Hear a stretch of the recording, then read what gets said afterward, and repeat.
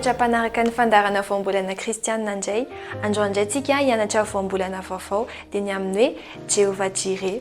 Jéhovah Jireh efa fahaitsika matetika ao anatin'ny hira izay teny izay na ao anatin'ny hira vahiny na ao anatin'ny hira malagasy fa androany dia ho fantaritsika indray hoe inona no heviny. Dia hosintomitsika ny valin'izay ao anatin'ny tantaran'i Abraham rehefa nasain'Andriamanitra izy nanatitra ny Isaka zanany atao fanatitra teny an-tendrombohitry Moria.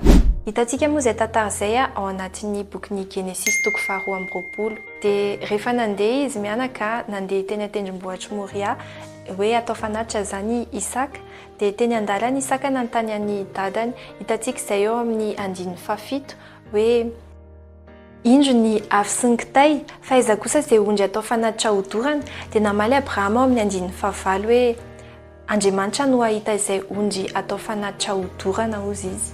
Dia niaraka nandeha izy mianaka dia rehefa tonga teny amin'ilay tendrombohitra amin'izay dia teo amin'ilay fotoana aninjitra ny tanany amin'izay Abrahama anatsatoka an'ilay antso eo amin'ny Isaka dia tonga amin'izay Andriamanitra ny teny an'i Abrahama hoe aza finoana indray ilay zaza hozy izy fa hitako fa matahotra an'Andriamanitra ianao. Dia avy eo rehefa nitodika Abraham dia nahita izy hoe nisy ondry niraikitra teo amin'ny krihitr'ala.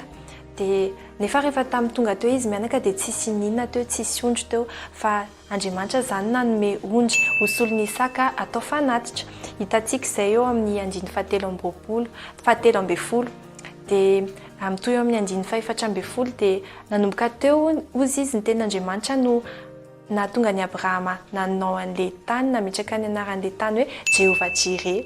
Dia ry ambany ery rehefa mamaky ianao ny baiboly dia misy fanazavana kely hoe Jéhovah Jireh any an-tendrombohitr'Andriamanitra no ahitana.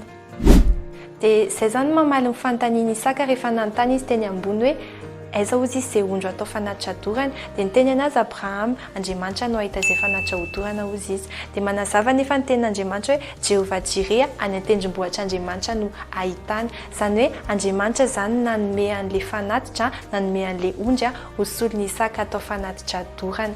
Dia ny dikan'ilay Jéhovah Jireh zany dia hoe Andriamanitra no ahita. Amin'ny teny frantsay moa dia ny dikany dia hoe Dieu pourvoira na hoe Andriamanitra no hamatsy.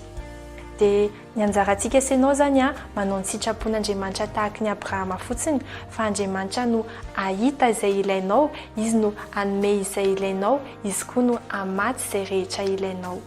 Dia izay zany dikan'ilay hoe Jéhovah Jireh, Andriamanitra no hamatsy, Andriamanitra no ahita, Andriamanitra no hanome.